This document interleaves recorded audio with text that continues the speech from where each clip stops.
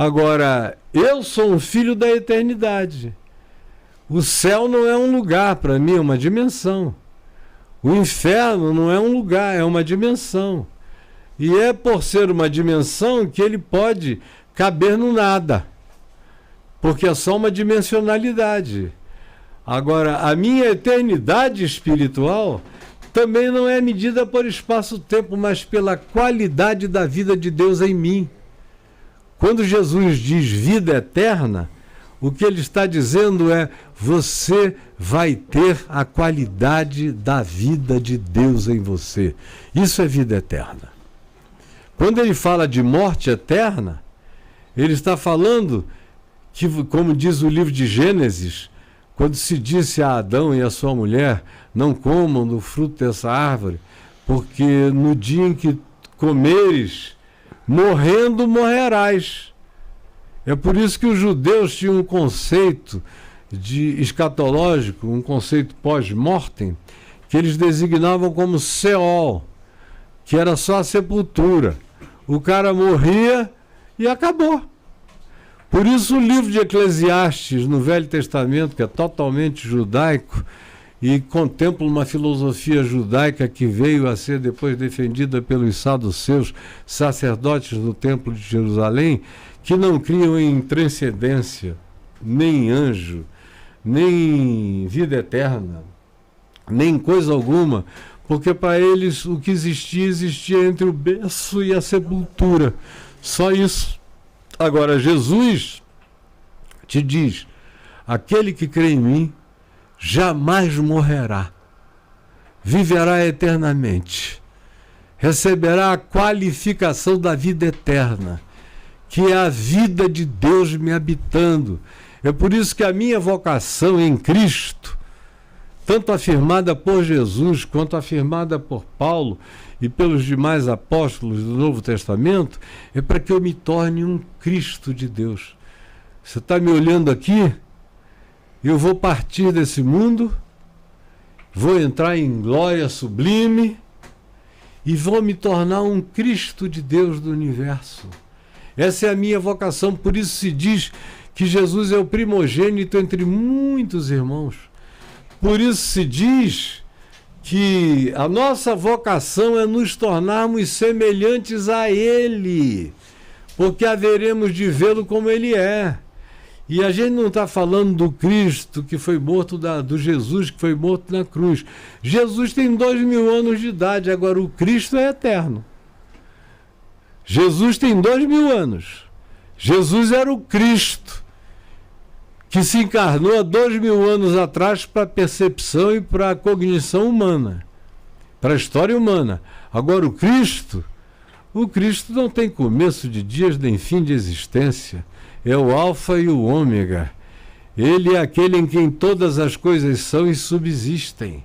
E eu sou chamado e vocacionado para me tornar exatamente semelhante a Ele. Esse é o teu chamado. Você não foi chamada para que se ponham flores sobre uma sepultura, se chore muito e diga: ai meu Deus, uma menina tão linda passou, morreu, acabou. Não, você não tem fim. Você vai viver para sempre. E não é um para sempre espaço-temporal com mensurabilidade espaço-temporal. É o eterno que vai te habitar, que já te habita. E você é uma Jesusinha que vai aprender a crescer. Quanto mais fé você tenha, mais você vai se desenvolver. E essa fé, respondendo a pergunta que eu não respondi àquela hora, não é nada que tenha a ver com sensação, nem com emoção. Imagina se a fé fosse uma emoção, uma sensação. A gente ia amanhecer com fé, meio-dia a gente estava sem fé, à noite a gente estava ateu, porque a nossa sensação e as nossas emoções são fluidas, são circunstanciais para a maioria das pessoas. É difícil você encontrar uma pessoa que cresceu e amadureceu, como Paulo, que diz em Filipenses que ele aprendeu a viver contente em toda e qualquer circunstância, sabia ter tanto quanto sabia não ter, sabia ser honrado tanto quanto sabia ser humilhado, sabia ter fartura tanto quanto sabia viver com escassez. E ele termina dizendo: tudo posso naquele que me fortalece. Agora, isso não tem nada a ver com emoção nem com sensação.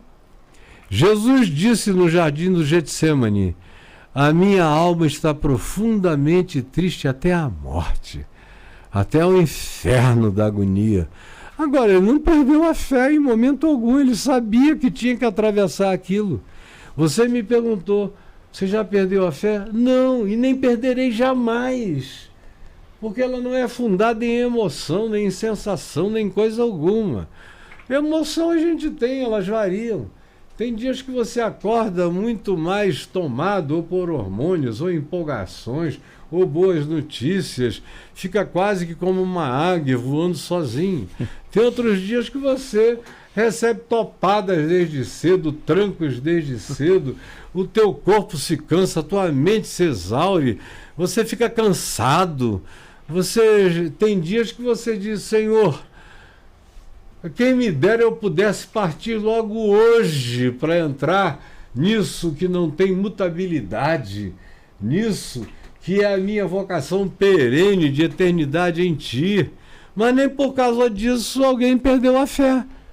Porque a fé não é a sensação de coisas, nem a emoção de coisas. É diferente do estado de espírito. Totalmente para além e transcende a isso tudo. Sobre a fé, o livro Epístola de Hebreus, no capítulo 11, verso 1, diz: ora, a fé é a certeza das coisas que se esperam e a firme convicção de fatos que se não veem.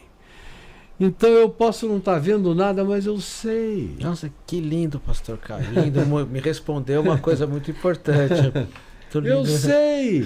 Eu sei bilhões de coisas que eu não vejo. É como Paulo diz: atentando não para as coisas que se veem, mas para as coisas que se não veem. Porque as coisas que se veem são temporais, mas as coisas que não se veem são eternas. Então é uma questão de você escolher.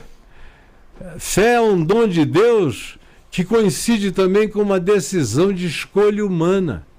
E quanto mais madura você fica na sua escolha e na consciência de que a fé não tem vinculação nem dependência com a emoção, sensação, bem-estar, gostosura ou cafuné, é que você de fato desenvolve essa fé que atravessa a vida, a morte, o fogo, o luto, seja lá o que for. Eu já passei por grandes perrengues, não foi só pela morte de um filho amado de 22 anos, eu já passei por coisas inimagináveis que eu não tenho nem tempo para contar aqui. Por traições e traições de gente que eu confiava de todo o meu coração, que mentiu contra a verdade, que te jogou nas piores circunstâncias, que te fez pagar preços inomináveis e impensáveis.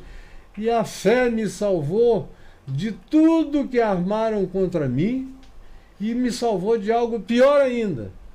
Me salvou de ficar com ódio, com ressentimento, com mágoa, com amargura, desde, eu não me lembro, mesmo antes de eu me converter, foi aos 18 anos de idade, eu não tenho uma única memória de ter dormido um dia na minha infância, nem em tempo algum, com raiva de ninguém. Não tenho memória de ter odiado ninguém. Eu tenho memória de ter ficado com raiva, era bom de briga, jiu-jiteiro da pesada, arrebentei muita gente. Às vezes eu estava em cima do cara arrebentando todo ele, eu olhava e dizia: o que eu estou fazendo? Me perdoa, cara, desculpa, porque eu tinha só momento, mas eu não alimentava momento algum, como Paulo diz em Efésios, no capítulo 4, irai-vos e não pequeis. É possível você ter um momento de ira sem pecado. Ira faz parte até da sua saúde psíquica, da tua resposta psíquica à vida. Agora, quando você alimenta, e Paulo diz: não se ponha o sol sobre a vossa ira, Não leve isso para o travesseiro, não leve isso para a cama, não transforme isso em pesadelo, não introjete isso no seu coração, porque se você introjetar o ódio, a amargura no seu coração, eles vão encontrar um caminho para a sua alma, vão se incrustar em você e depois... Tem gente que nunca mais consegue ficar livre daquilo e começa a cultuar o direito de odiar, que é uma coisa pior do que o inferno. É cultuar o direito de odiar. Então, a fé, quando ela se estabelece na gente, meu amigo, não tem mais nada que atire de nós. É como Paulo disse aos Filipenses: não estou aqui para brigas bobas, nem eu. Eu combati o bom combate. Vou fazer 70 anos e estou combatendo o bom combate desde os meus 18. Fazer uma brincadeira com o senhor pastor Caio, o senhor precisa ter um templo. Aqui o templo de Salomão, assumir, porque o senhor fala tão de coração. Calma aí, que esse ponto aí é um ponto que eu vou entrar. O templo de Salomão, se me derem, eu implodo. Porque aquilo ali é uma idolatria, um bezerro de ouro. É uma coisa horrorosa, nojenta e feia. Eu sou, como já disse há pouco, daqueles que sabem que Deus é adorado em todos os lugares, onde quer que haja corações sinceros, que o amem e o adorem em espírito e em verdade. Quando Macedo morrer, e vai morrer um dia, né? Ele não é perene, ele tinha um filho que ele achou que ia ser o herdeiro. Aí o garoto se confessou gay, o Moisés. Aí fez um vídeo na internet há uns 20 anos atrás, 18. Aí ele isolou o garoto, ninguém sabe nem onde o garoto está na terra. Desapareceu. Aí sobrou só a filha. Ela casou com um pastor que não tem vocação nem para servir cafezinho. E é ele que tá ali tentando, tá tomando ali as Agora, rédeas. quando ele morrer, você vai ver que 10 anos depois, aquilo vai se pulverizar todinho. Vai ser uma loucura. Talvez o Bradesco compre, o Banco Itaú, que já tem muito cofre lá dentro e outras coisas mais. Mas tudo isso aí está destinado a acabar-se com a arrogância dos fundadores. Agora, o que é palavra de Deus no nosso coração permanece eternamente. Isso aí permanece para sempre. E eu vi que você tem um coração sensível. Quando eu vi lágrimazinhas nos seus olhos, me deu vontade de me levantar daqui e te dar um beijo, minha filha. Você tem que idade? 23. Menina, é mais nova do que a minha neta mais velha.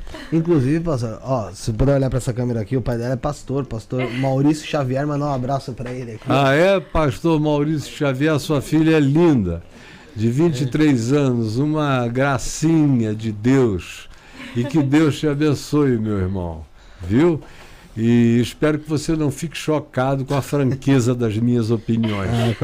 Porque eu existo para deixar os crentes todos com a cabeça, com o cabelo em pé, né? Mas tem que na paz. A minha casca não vem nem do Neolítico, vem do Paleolítico. Então, pode jogar pedra, fazer o que quiser, eu não sinto nada. Tamanha a minha convicção de fé.